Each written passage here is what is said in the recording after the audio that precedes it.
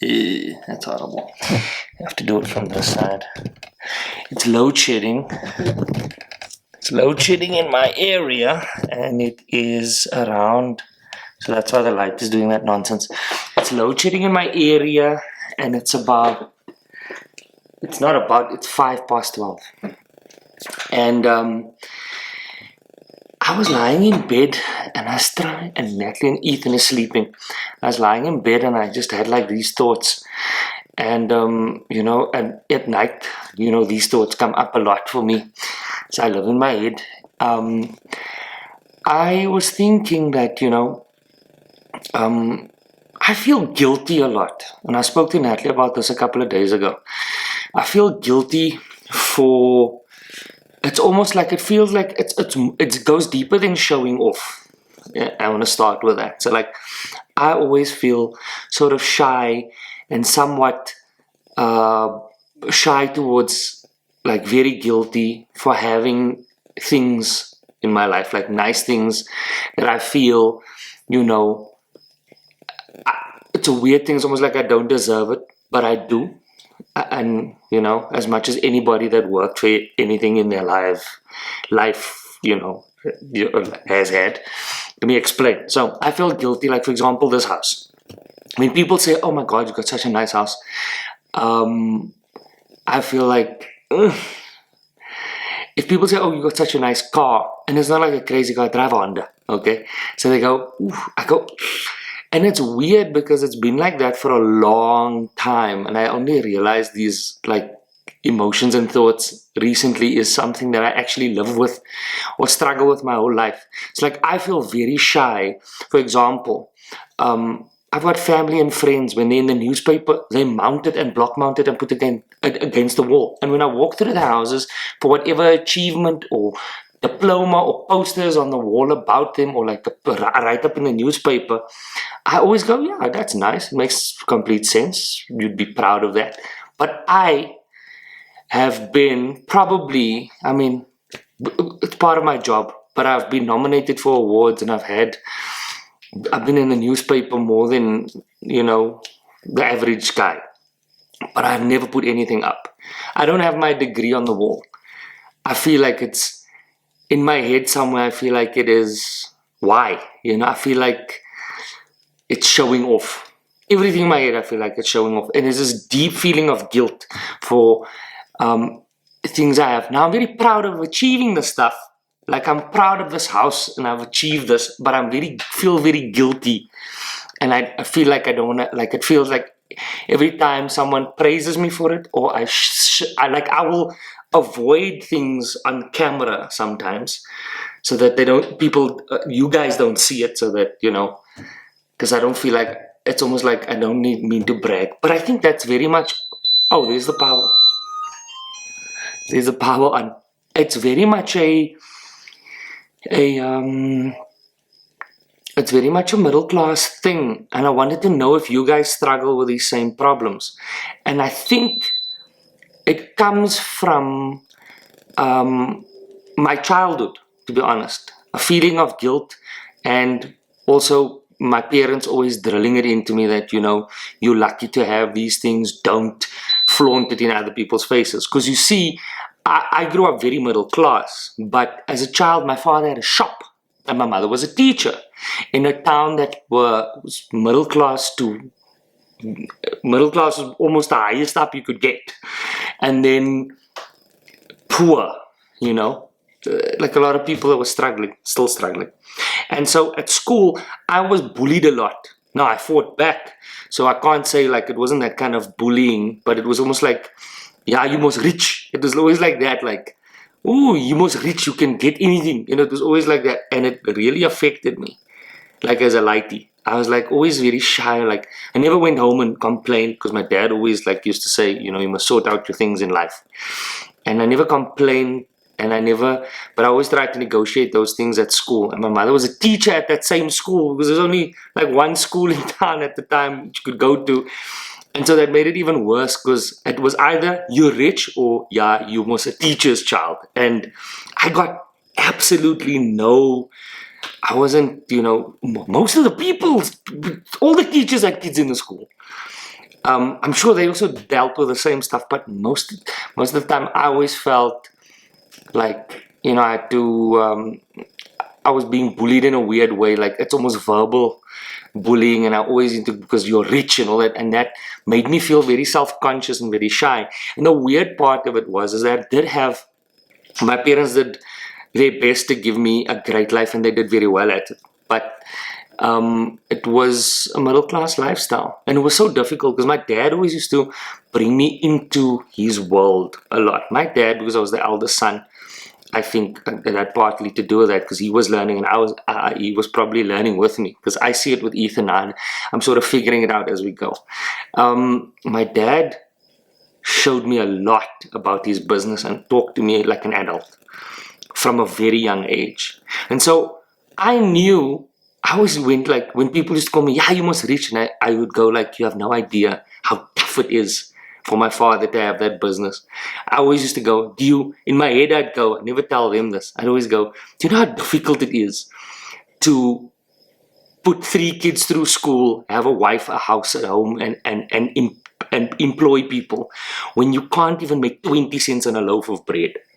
You know how much work goes into having this little corner shop that you think we're rich, but you have no idea that, like, when the shop closes at 9 and it opens 7 a.m. and it's 9 p.m. and we close, the night doesn't end for my father. My mother's doing his taxes because we have to do that. He's doing some sort of work there that he's trying to catch up on. If everyone used to think like, yeah, you are your own businessman, you can come in as you want and as you please, but like they don't understand that there's work happening until 2 o'clock in the morning sometimes. So my dad will sleep until 9, get up, go to the shop, and people would perceive that, and their parents would perceive that as like, oh, look at the big businessman, he can come whenever he wants to, but they have no idea, there's no real insight. And so that, I think, stayed with me. And for a guy that has made, my parents gave me a great start in life. They paid for my education. I have a BCom, but I made my own way in life. I never got a deposit for a house or a car. I never got, and there's nothing wrong with that. That's the other thing. It's like giving your kids more there's nothing wrong with that. I want to give Ethan a great start in life. If I'm able to help him buy his first apartment and he's a solid kid, that doesn't mean I'm spoiling him. We've worked hard. I'm standing on the shoulders of the card was full, so I had to change it. Well, this video was going to be 5 minutes long, but now it's turned out to be much longer than that. So like long story short, I just feel very guilty. And I worked for everything I got. My parents gave me a leg up. I stand on the shoulders of people that have worked really hard. Both my grannies were domestics. One grandfather was a bus driver and my other grandfather was a baker. They working class people. We worked really hard. My father worked really hard. My mother worked as a teacher for 43 years. Every opportunity I got was a sacrifice that someone made and many people made. And I'm here now because of those sacrifices. And I worked really hard at school. I didn't party. I didn't have alcohol until I was 20. My first drink I had when I was 20. Because I was so afraid that if I drink, I'd become a statistic. I was so afraid of not trying my absolute best. And it broke me there for a couple of years. Because you can't live up to that level of expectation for yourself. But when I got the job in Johannesburg, that was from a graduate recruitment program. I've told that story before. And there again, I worked. I bought my first car. I remember getting my first car. And it was a new car. But because of the company I worked for, I didn't have a car. I used my dad's car, which was he had an old second-hand Toyota, which I was knocking about with, but it was in terrible shape. And so I couldn't move to Johannesburg with it because it was a bucket of oil, right? With no shocks and the CVs were going. So my dad said, well, they're giving you a car allowance, you need to get a car. And I was like, but Dad, can't I just use this car? He said, I can't let you drive this car in Johannesburg. We don't like you, So I went out and got a car. It was a modest car. It was like a entry-level Chev, like a cheap Aveo. Well, not cheap, but an entry-level car. And I remember how guilty I felt about that car. oh my gosh, I was paying for it, but oh man, everyone was like, oh, congratulations. I'd go like, no, and then I tell them the story. No, but I have to have this car because of this and this and this. And I also think it's part of my family upbringing. It was always about you mustn't brag and you mustn't be stupid and you mustn't be flashy. But I've taken it to a next level. I wouldn't even put my degree on the wall here. I have had newspaper articles, nothing. I don't put, there's nothing of me on these walls. And there'll never be, I don't think there's ever gonna be. But I look at Natalie and she can put things up that she's proud of. And she told me that it's abnormal, my feeling of guilt, these guilty feelings. I bought an apartment. I feel shy about telling you this. I bought an apartment after saving up for about 5 years for a deposit. Because like those first jobs don't make a lot of money. The worst part is that everyone thinks you're making tons of money because you live in Johannesburg. But I was living in a garage. I was living in an auntie's garage and I got here. It was a nice garage. Kitchenette set. And I worked and I rented another place after that, not far from here. And then I was saving up because my parents had given me enough. They gave me a great education and they paid for it and they really helped a lot. But I couldn't ask them for deposits, And they had 2 other kids at university at the time. So it was like, okay, I must make this work for myself. And I was happy to do so. But I paid for the deposit on that place. I still own the place. I've paid off years of it now. I still own the place. I feel so guilty. Everything there, I pay it every month myself. When we bought this place, because I was my own businessman, I couldn't finance the deposits on this place. But I had our wife and kids, so I was like, I need to save up because I was still in a day job as well. That's where also my passion for comedy was delayed because I was so concerned about making, I had this good job that I didn't like to do, but I had this good job, so you don't just leave. And I was saving up, I had to save up. And then when we bought this, I'd already been in comedy, so I already left my day job, but I'd managed to accumulate some income, but I needed more because I couldn't finance. I couldn't get a 100% bond. I'd have to deposit down and all that. And it was necessary and I was happy to do it. But I worked to get here. And I didn't get any, only the assistance I got, I'm grateful for. Because it's a lot more than most people get. But I feel guilty for having things. Guilty. So guilty, so shy of talking about these things. And I think that it's so ridiculous because you're supposed to want to do well. And when you do well, and you must be proud of that. And when you can help your kids to buy their first home or their first car, that doesn't mean you're spoiling them. That just means that it's a legacy that keeps on continuing. I keep trying to tell people, it's not spoiling kids.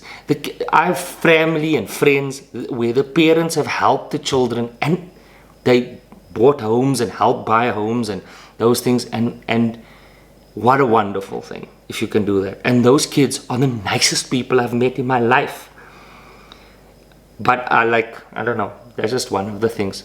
Well, anyway, do you feel that guilty? Or is it just me? Should I see someone for it? I don't think it's that heavy, but I'm just something I think about. And I think guilt is real in our community. And we need to talk about it because we're first generation I'm the first generation. I'm part of the first generation of my family to have degrees and anyway, stand on the shoulders of giants, my friend. My grannies were beasts. They worked really hard. They gave us opportunities, but now I feel guilty about being shy because they worked hard and this is part of their success. Anyway, die krag is nou aan. I'm gonna watch TV.